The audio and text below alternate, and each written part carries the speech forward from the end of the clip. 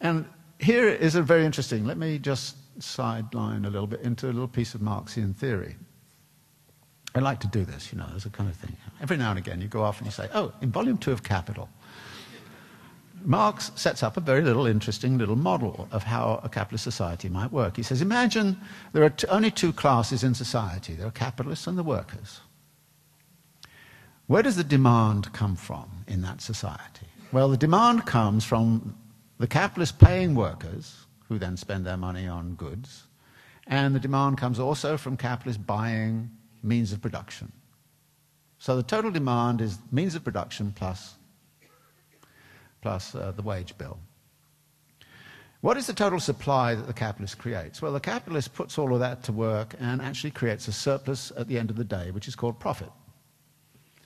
So there must be more at the end of the day than there was at the beginning of the day. So the question is, who's going to demand that more at the end of the day? When, in fact, the demand which the capitalist has launched in is just simply the wage rate plus what they've spent on means of production. Demand at the end of the day, well, has to be bigger than that because you produce more than that. You produce the surplus, which underpins the profit. And Marx's answer is, well, it can't be the workers who do it, so the capitalists have to do it. Now, this is a very peculiar economy. The capitalists actually generate the surplus, and then they have to find the money to pay for it. Well, that's a very weird economy, actually, except that there's a simple way in which you can answer that question. That is, what the capitalists do is to buy now and pay later.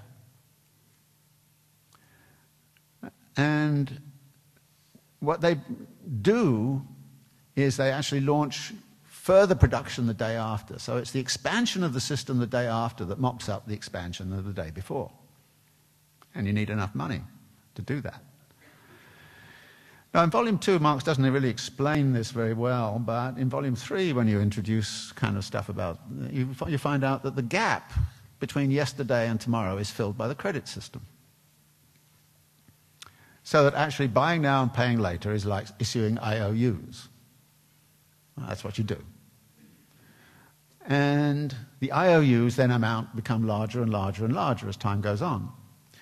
What this leads to is a very simple relationship, which is that the accumulation of capital actually matches the accumulation of debt. And in the history of capitalism, there's a crucial relationship between the two. If you retire the debt, you end capital. And I wrote a nice little piece, which sent to the Wall Street Journal, which they didn't publish, which said, well, actually, the Republican Party, if it really does insist on this debt stuff, it doesn't really mean it because, we know what Reagan did with the debt and we know what Bush Jr. did with the debt. If they really insist on this, they will do a better job of ending capitalism than the working class has ever done.